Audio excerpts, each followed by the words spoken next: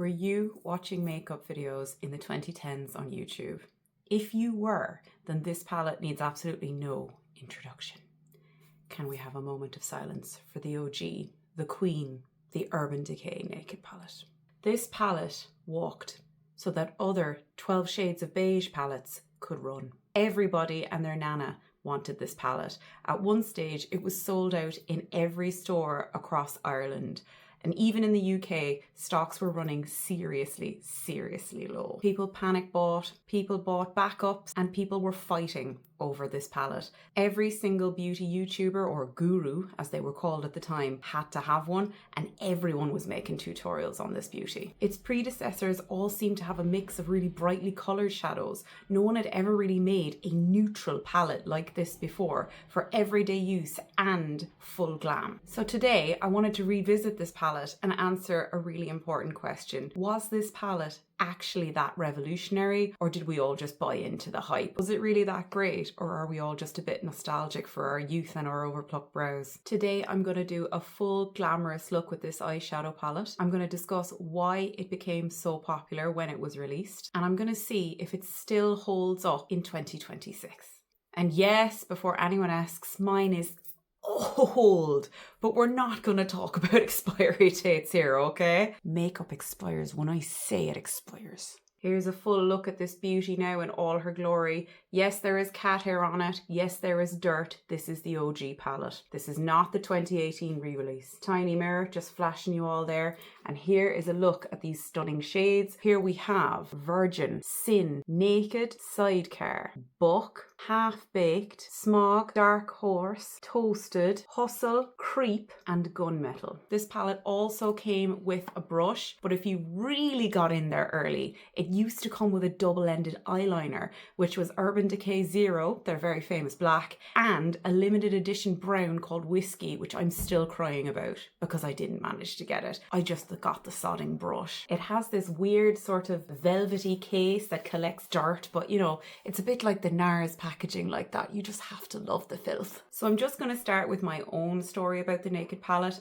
Can you see my rolling cat there in the mirror? Hello, Hazel. So I got this palette pretty shortly after it was released, maybe a few months, because again, you couldn't get it in Ireland. I think I got it when I was visiting my boyfriend at the time in the UK. I was in the process of moving to the UK, so it's quite a special palette for that reason as well. I think it was around 45 euros, something like that. Like, it wasn't cheap at the time, and I certainly didn't have loads of extra cash to be spending on makeup, but I spent it anyway. I can't say I was particularly influenced by any YouTuber. I just knew I really wanted it because pretty much everybody had it. I feel like makeup was more exciting back then because there wasn't like 20 new launches every single week. So every new release felt like a massive event, and every single beauty YouTuber made you feel like your life was going to end if you didn't have this palette. I appreciate that this all sounds completely ridiculous now, but it was also kind of magical at the time. Monster break.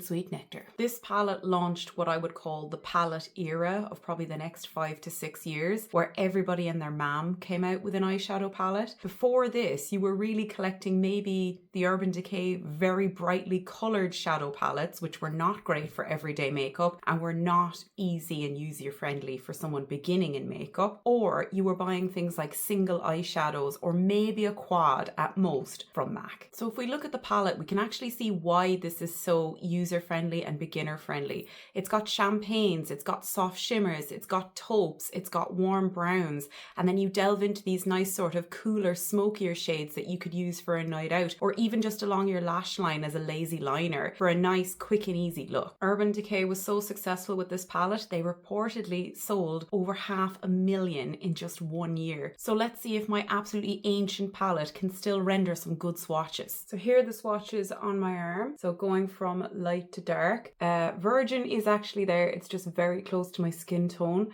To be honest, this absolutely still slaps. The only one that isn't showing up that well is probably Hustle and maybe Dark Horse a tiny bit, but I'm hoping that they'll apply better to my eyes if I'm going to use those. So yeah, I think these look absolutely insane still, particularly the shimmers. Like, look at Half-Baked. That looks like it's a brand new bloody eyeshadow. Considering this palette isn't far off being legally able to drink, I actually think that's held up pretty well. At the time, it was kind of a battle between MAC and Urban Decay about who had the best eyeshadows. I would say Urban Decay were edging MAC out out when it came to their shimmer formula, definitely. And the fact that they're still incredibly pigmented and shiny today shows how good the quality really was. So I've just brought myself a bit closer to the camera, so you're actually going to be able to see what I'm doing when I do this eyeshadow look. There is no rhyme or reason. I don't have like a set plan. I'm just going to have loads of fun with this, and I'll show you step by step what I'm doing, which shades I'm using. I've even dug out some really old Urban Decay brushes to use with these as well. Let me show you. So these are the sorts of brushes that you used to get with the palettes. They were often double-ended as well. So I'm going to start by taking the shade Naked, and I'm going to go into the crease. This is what you would have called a transition shade back in the day. I'm applying this just into and above the crease of my eye, and this is just going to help all of the other shades blend together when I start using some deeper colors. This is still applying really smoothly. The brushes still work, the eyeshadow still works. I'm quite impressed. Bringing that up nice and high. We are going to do a highlight under the brow because that's what we would have done back in the day. Does anyone do under brow highlights anymore? I feel like they've become a bit of a faux pas, and that maybe they make us look overdone. I love it. Now I'm going to deepen that up with a little bit of Buck, which is essentially just a more of a medium brown than a light brown and still on the warm side. I'm going to use the narrower side of this double-ended brush for this to get a bit more precision, and I'm just tapping that into this shade and then applying it to the inner crease. So I believe this was re-released in 2018 for a couple of years, but it's now no longer available. However, if you've watched my videos before, you know I'm a massive fan of Vinted. Everything is available on Vinted. If you type in Urban Decay Naked Palette, 20 of these will pop up, and it'll be a lot less than it retailed for originally. So get yourself a bargain on Vinted if you missed out on this palette. Maybe you're new to makeup and you want to start with an OG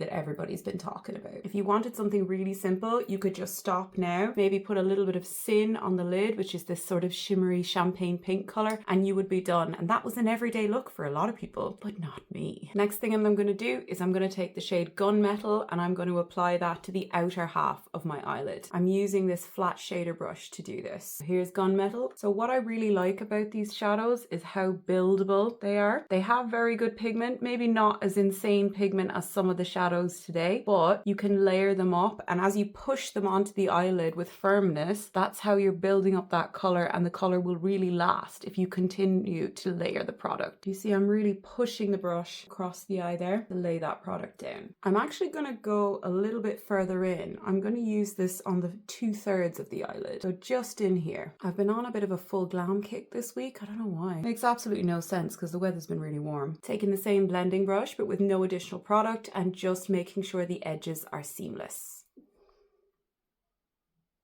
Taking this little detail brush, I'm going to dip into Virgin, which was the greatest highlight shade at that particular time. We were a bit starved of highlights. This is absolutely incredible still. It's still really, really beautiful, iridescent shade. This has the largest dent in it of all the shades. Still got its pigment. I'm having to work maybe a little bit harder than I used to with this shade. I guess that is just, you know, the price of the shadow being a little bit older, but you could also use maybe a white base underneath or even some concealer just to brighten it up and make it really pop. I still think it looks pretty good. It's definitely visible. And then I'm just going to pat over where those two shades meet so that there is no discernible line. I'm now going to start smoking it out because I feel like this outer edge needs more definition and I want to do liner and possibly lashes. So we'll see what happens. Taking the same brush that I used Gunmetal on, but I'm just going to flip it to the other side because that's how we rolled in the 2010s. We didn't have a million brushes. We just used what we had. I'm going to dip that into Dark Horse, which is this shade here, sort of like a murky olive brown. Don't forget to tap off your brush. I'm just stamping a little bit of that where the outer V is. I've got a little bit of fallout here, but most of it's now gone. So now that that's on, I'm going to take again the same blending brush and I'm going to blend that out, narrower side of the brush. So here's what we have so far. I'm just going to clean up this little bit of fallout over here. I'm using just some Primark micellar water and a little cotton pad. I do already have my Urban Decay Hydromaniac on. Seemed appropriate for the video. Hopefully I'm not removing too much of that. I'm going to add some liquid liner and then I'm going to put some proper mascara on and then I'll decide if I need to add any additional eyeshadow. Then I'll also finish my lower lash line. Okay, so I just added some Catrice liquid liner. The name is actually rubbed off the label. It's almost empty anyway. And a coat of Essence Lash Without Limits then to my top lashes. I almost forgot to do my under the brow highlight, so let's do a little bit of that. This is totally going to highlight if I have missed plucking any brow hairs, so just be a little bit forgiving. Oh yeah, that's the one. Now we're back in 2011. The next thing I'm going to do now is I'm going to address under my eyes, and wouldn't you know it, I have some Urban Decay 24/7 glide on eye pencils that will match this look. So here's the shade Smog. I'll do a little swatch for you. Absolutely stunning golden brown. I remember when they used to put these in sets for Christmas, like a little eyeliner vault. They were absolutely incredible. I really wish they'd bring something like that back. I haven't seen it now for many years, and they'd always go on sale after Christmas if you were quick. What are your beauty nostalgia moments? Like, what sort of bargains did you get? What sets did you collect at Christmas? Let me know in the comments. I'm going to smudge that out yet again with the same crease brush. I'm going to come back to the under eyes after I've done my concealer just to finish up and do any finishing touches. I just almost drank my micellar water. For concealer today, I'm using the Catrice True Skin Concealer in the shade 001 Neutral Swan. Catrice concealer brush. I absolutely love this little thing. My under eyes are a bit dry today, so take no notice of that. If you're a dry skin queen, give this video a like. I've just doused myself in the Vive Setting and Invisible Hydrating Spray to help boost some hydration there. Time to set with some Huda powder. Let's finish off these under eyes with a little bit of Dark Horse and Smog. Blend. MAC Extended Play on the bottom lashes. A second coat of Lash Without Limits. So my loves, here's the finished look. I'm just going to finish off my blush and then we'll go to our conclusion. So I'm going to use another discontinued classic here. This is the Urban Decay lipstick in Native. I already had a bit on my lips, but I'm going to put more on. The perfect sort of baby pink color of the time. My thoughts on this palette. I think formulas have changed over the years and shimmer shades are now more buttery, more creamy, more metallic. The shimmers in these palettes are still absolutely beautiful, but they definitely take slightly more work to build up. The two mattes in here still perform beautifully and I would say are just as good as any other matte eyeshadow today. This color story is absolutely timeless and would work for anyone. This is soft glam before soft glam had even been invented. It's quite versatile. I would say it's the most versatile of all the Naked palettes and I've owned quite a few. You can get a bronze smoky eye, you can get an everyday matte look, you can get some light shimmers if you just want a hint of color, or you can go full on smoky with the colors at the end. I've even squeezed one or two rosy looks out of these to highlight my green eyes. This is such a forgiving palette, even for people who don't really know what they're doing. It's easy to use, easy to blend, and just easy to love. So does this truly hold up in 2026? Honestly? Yeah, it does. This is a groundbreaking palette. Nothing is ever going to take its place in history. Modern beauty still carries its original DNA, and that is iconic. So tell me in the comments, did you own the original Naked palette? What were your favorite shades? Did you hit pan? Did you repurchase? What iconic palette should I revisit next? Because I think I should turn this into a series. I'm going to see you in the next one. Don't forget to like and subscribe. Bye!